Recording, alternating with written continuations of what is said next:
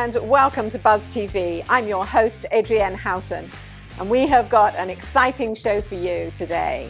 There's everything from restaurants and charities and galleries and something for everyone, really family favorites. So watch this space and find out more on Buzz TV.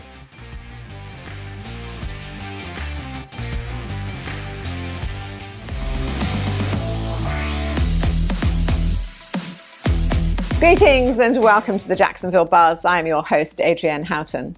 Now, in the studio with me today is Stephen Dare, who is a writer, a restaurateur, a chef, an arts and a civic advocate, and he has a background in urban development and planning.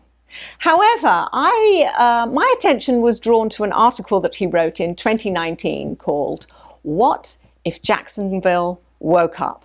And it just sparked an interest in me, and I thought, let's get him into the studio and let's discuss it. So, Stephen, welcome into the studio. Thank you. It's so nice to see you again. This is wonderful. Isn't it fun? Yes. Isn't it fun?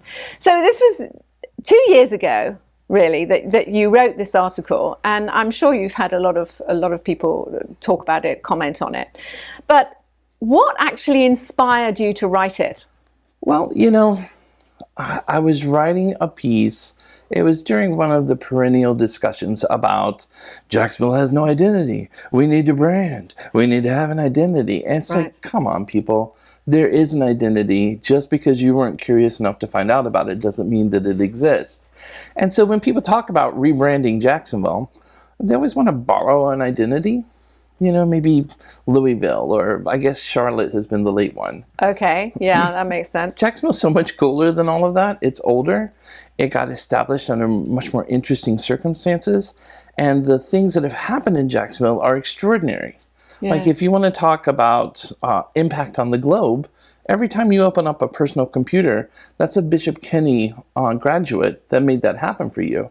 Don Estridge created the personal PC for IBM. And, he was the father of the open source movement. I mean, things that literally changed the globe. They're from here. No one who is from here knows anything about them. So I thought I would kind of write about that. Yeah. You think here's the reality. Yeah, yeah. Now, you must have done quite a lot of research. Oh, yeah. Was there anything that you came across that absolutely shocked you? Well, I like Jacksonville. I grew up with a revisionist history. So, I'm from Jacksonville. The family's been here for many generations.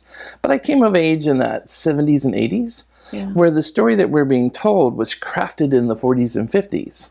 And it's this bucolic, we were called Calsford, which we never were. And is that true?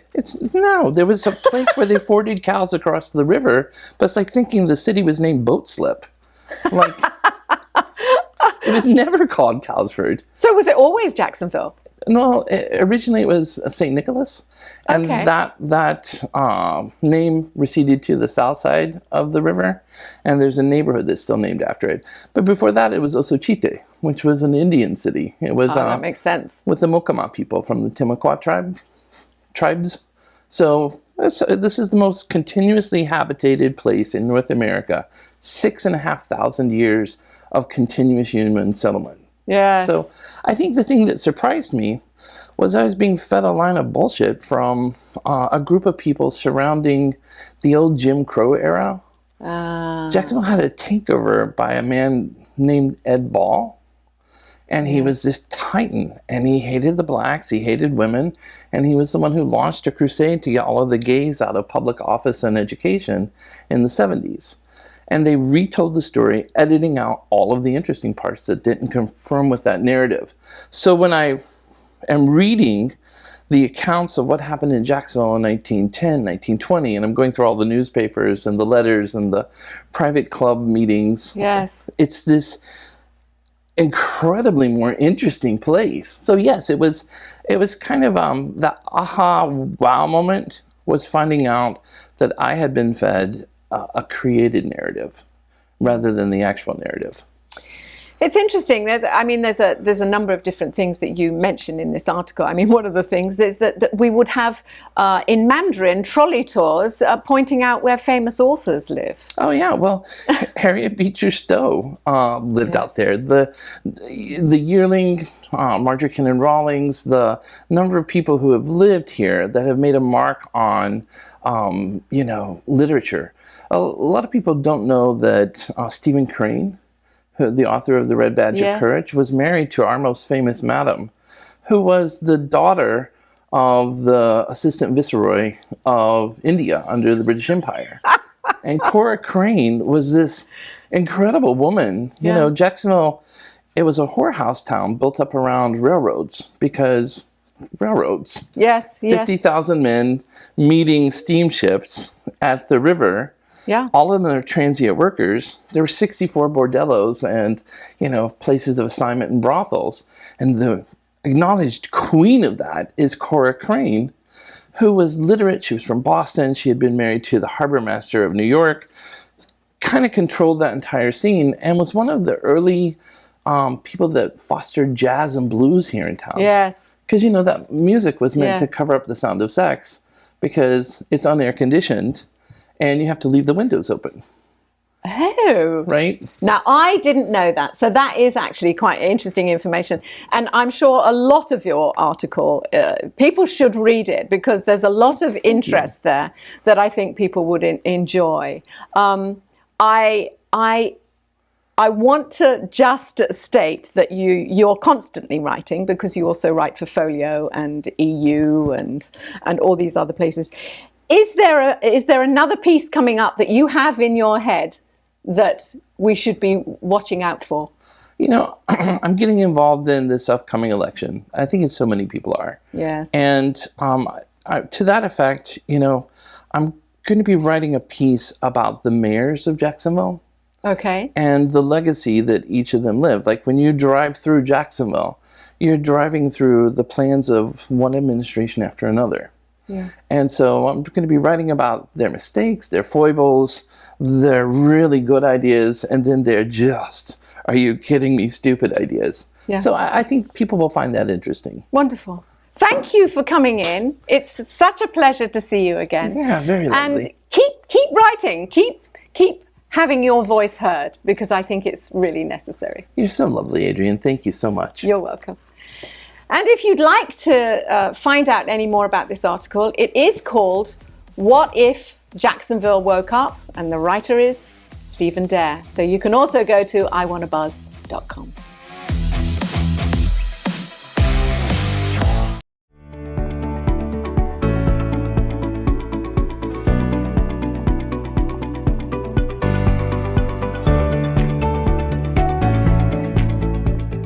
Welcome back to another episode of On a Mission. I'm your host, Dr. Wendy Norfleet with Norfleet Integrated Solutions. And it is my pleasure to have with me Will Gibson with Vets on Tap. Thanks, Will. Hey, thank you. So, Will, Vets on Tap. I think I've gone to a couple of your events. I get your emails, but for those who don't know, what is Vets on Tap? Sure. So the mission of Vets on Tap is to connect transitioning service members, veterans, and spouses with employment that's rewarding and empowering. And we do that through a series of networking, education, and training events around Jacksonville. So we go to craft breweries, coffee shops. We're doing hikes now. We've done a yoga event. We did a food truck roundup for our 3-year anniversary. We went to the ballpark last month. And in October, we're going to Caddyshack Ranch, and we're going to do some networking with the big cats. Oh, wow. I don't know if I want to network with the big cats, but it sounds interesting. You don't have to get in the cage. Okay. So, it's great. I think there's so many various veteran organizations here, but I think they're needed because we have a lot of veterans. And sometimes, I think joining organizations is all about what you feel an affinity to. Right. And you guys are really doing a good job on offering a lot of different type of events to bring people together. Right. And we really want to teach people how to network and how to build connections and make relationships with potential employers, learn about potential training opportunities and ways that they can advance their careers. Okay, that sounds great. So if I'm not mistaken, you have an event tonight. You want to plug it? Yeah. So we're going to Brews, and there are 3 Brews locations in Jacksonville, one in Atlantic Beach, one in Bartram Park, and one in Riverside. And And we're going to be at all 3 locations at the same time from 6 to 9 p.m. And we're also going to have an employer partner with us, Lineage Logistics. They are hiring, and they're going to have representatives there that can talk to you about careers. At all 3 locations? At all 3 locations. Okay, I just want to make sure that's clear. It is, yeah. Okay. And so besides, when you do your educational events, are those also at these networking things, or you do those separate? That's a separate event, but we do those at Veterans United Craft Brewery. They have a nice event room, and we do them there. Our next one's in September, and we're going to be doing that. It's going to be dress for success. So we've got a stylist coming in to talk about how to dress for interviews, how to dress in the workplace for different types of work. And I think that's going to be exciting. Okay, that's really great. Because a lot of times people think they have to go buy this whole new wardrobe. Right. First of all, people, I think we're getting a little bit more casual. Yeah. But also, most people just want to see guys in, a collared shirt, and, women, we don't want, too low T-shirts for women and things like that. Right. And so she's going to talk about, types of attire, color palettes and things like that as well. Okay. And it should be interesting. Okay, besides the Dress for Success, I think you have 2 other events in September. We do. We have a coffee event on the 14th, and on the 21st we have a networking event. We're going to be back at Veterans United. We're there for 2 events in September. Okay, and so therefore the Dress for Success is on September 18th. Yes. Okay, just want to put that out there so people. Right. Okay, so. I know you know Bruce and Sam, right? Right. Okay, yeah, because I know both of them really. I know Sam really well. Yeah, they're great. They've been big supporters. Bruce helped me start the group when we got started back in June of 2018. Bruce actually taught my transition class in San Diego when I was getting out of the military. Bruce is working for the Department of Labor, and he taught the TAP class in San Diego, and that's how I met him. And then he moved to Jacksonville to do the same thing in July of 2018, and I came behind him in October. And so when I got here, I knew that I wanted to start a networking group because I couldn't find anything here for veterans. San Diego had that, and I wanted to kind of replicate it. And I knew Bruce had already built the network, so he was instrumental in getting things going and getting people out to the first few events. Wow. Yeah, Bruce is connected. I don't know. Bruce knows everybody. If I need something, I say, hey, Bruce, do you know somebody there? Yep. Yeah, absolutely. And that's kind of why we network, right? Is like, it might not be somebody I know or somebody Bruce knows, but it might be that second or third order. Right. That can make an introduction for you. They can make an intro. Yeah. And networking is super important because about 85% of jobs are found through networking. I tell people that all the time. I just had a young lady I helped get an interview, and job hadn't even posted yet. Someone just told me at a cocktail thing, hey, we're going to be looking for somebody. Right. And I connected them and she got an interview. That's great. And that's how it happens. You got to find a way to get your resume on somebody's desk, on a decision maker's desk at a company. Going through an applicant tracking system, you're going to get lost in the shuffle. It's really tough, so that's why we try to teach networking and make those intros. Oh, that's great. If someone wants to become part of it, learn about your events, maybe do something, maybe they have a veteran-related organization, how do they reach you? Sure, there's lots of different ways to do that. You can email me at vetsontap@gmail.com. You can go to our website, vetsontap.org. You can find us on Facebook. Just search for Vets on Tap or Vets on Tap Private Group. We have 2 different groups, and they do different things, serve different functions. And we're also on LinkedIn at Vets on Tap. All right. I can't thank you enough, Will, for coming on. I mean, I knew some of the things, but I didn't know all you did. So I'm really glad to learn more about the organization. Yeah, super excited to share. Look forward to seeing people out at our events. The September event posters haven't been released yet. I'm working on those this week. Okay. So we'll have those out. They'll be on the website, and they'll be on all our social media pages as well. Okay. Thanks again for coming on. Hey, thank you. Thank you for joining us for another episode of On a Mission. To learn more about Will Gibson and Vets on Tap, please go to iwannabuzz.com. And we'll see you next time on Buzz TV.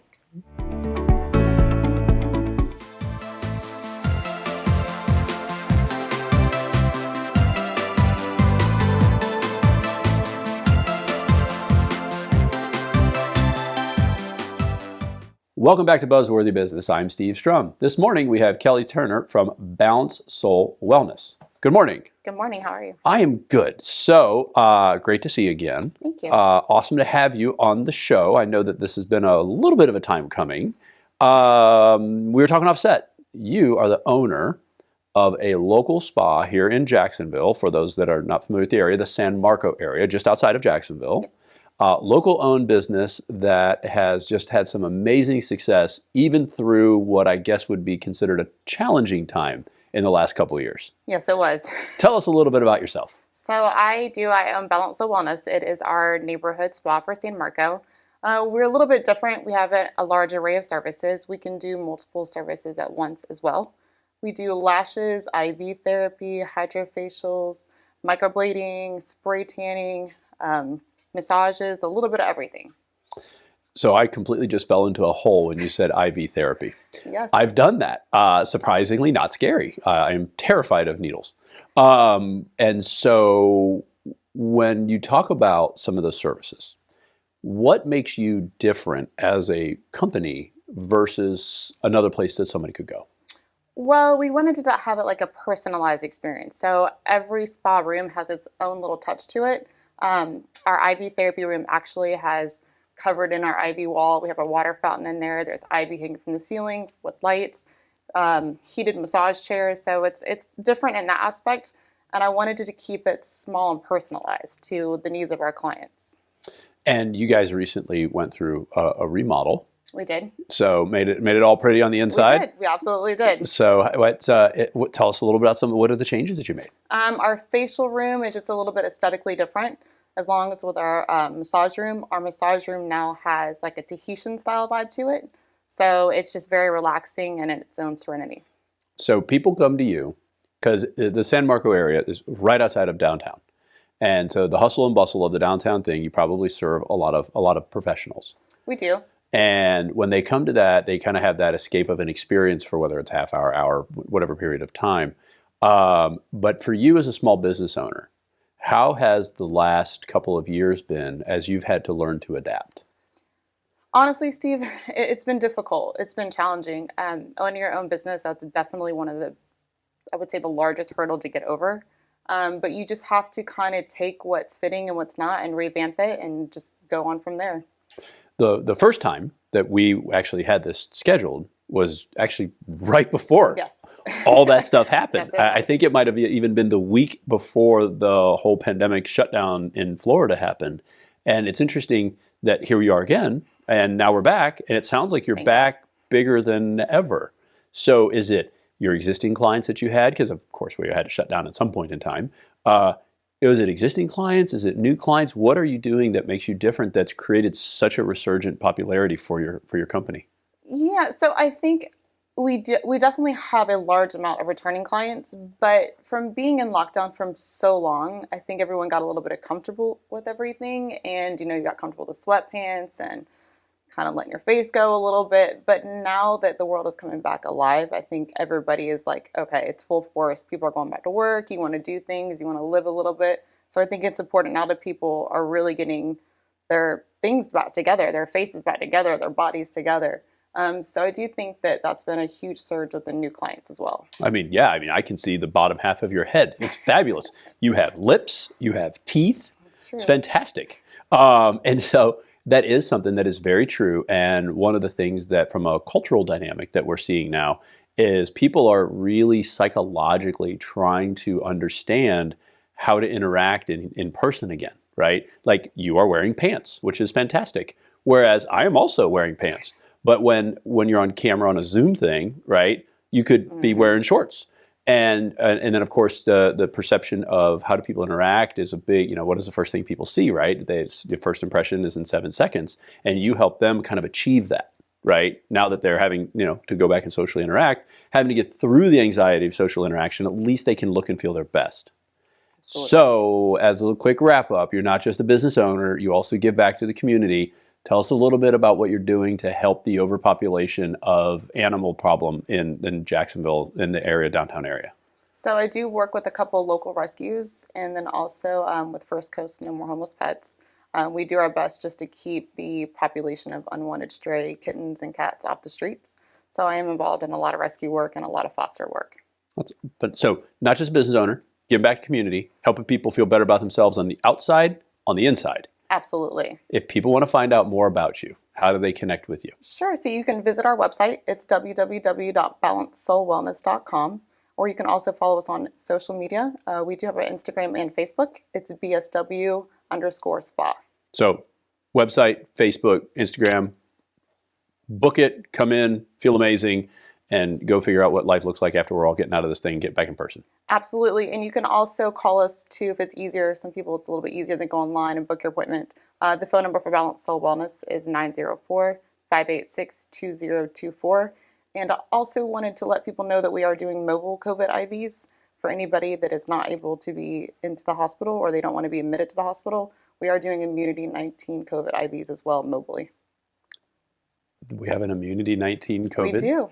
On another segment, you got to tell me what that is, because I'm sitting there thinking, like, what is it, COVID in a bag? But I guess we'll have to talk about that next time. Yes, absolutely. Thanks for joining us. Thank you so much for having me. Guys, thanks for joining us on Buzzworthy Business. If you like us, share us, and remember, live with gratitude.